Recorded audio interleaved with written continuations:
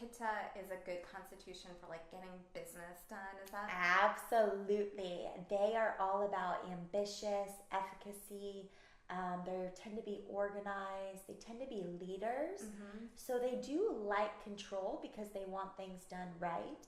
But if they get a team they trust, they're good at delegating and they have just kind of a natural leadership quality about them.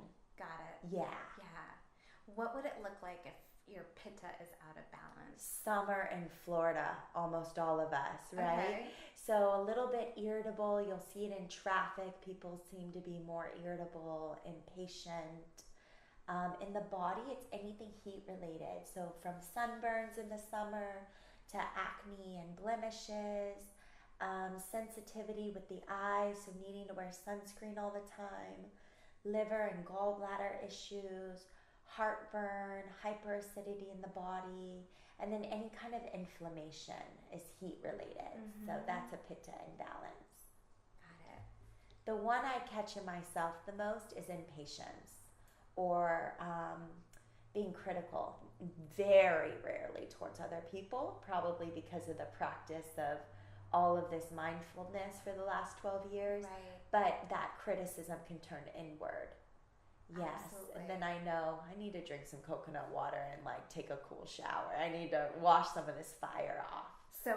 So we talked about Vata balancing things, which would be like grounding warm foods and like, cozy, like cuddling on the couch with a warm blanket. So Yes. for Pitta, that would be like soothing, Refreshing. refreshing. So it's always opposites create balance. So Mhm. pittas tend to be very cerebral, really in their heads, and all about output, all about what are they creating. Goal oriented. Right. Yeah. So play is actually really good medicine for pittas. I love that. To give themselves an afternoon where they go paddleboarding or go to a comedy show at night or just something where there's literally no goal at the end of it. There's no objective. It's totally just for play. And then on a more practical standpoint, like in the kitchen and things, having aloe vera juice, drinking coconut water, staying away from really spicy foods, things like that. The book is where it really goes deep into probably the last 150 pages of the book are all about eating for your constitution, and there's recipes and things. Wow. Because I know it's a lot to digest. It's a lot. I want to talk about kapha and then also just go into some simple tips that you have just to move the needle a little bit. Absolutely. Because you're so right. Because the littlest thing can make the biggest difference. So Right. a little tip goes a long way.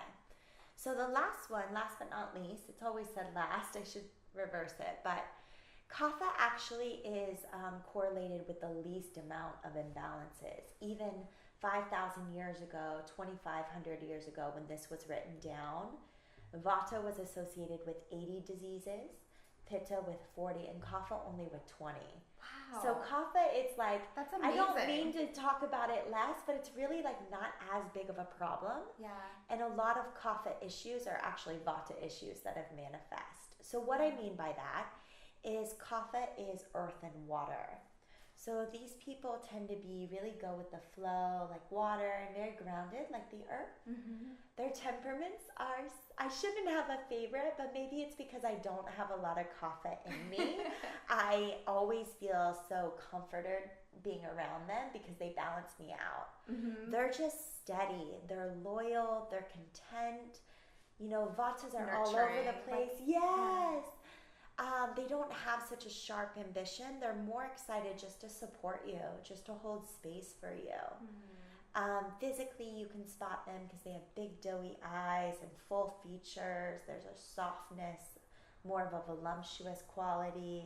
I always think of my grandma like in her big blue chair, and she was just full kapha, so voluptuous, and I would just go sit in her lap and feel like, oh, the world is safe, But one of the most common kapha imbalances is weight gain. Uh-huh. So you would think, well, obesity is, an epidemic in the United States. That's a kapha imbalance. Why are you saying that kapha is not a big cause of disease? Well, here's the thing. Most people are overweight not because of a physiological thing going on. It's because of vata they're so busy and so stressed, so anxious, and so used to bottling their emotions down that they're eating to compensate. Right. So it's the unhealthy habits because of the Vata lifestyle that create the weight gain. Wow. It's not the earth and water of Kapha that's the culprit.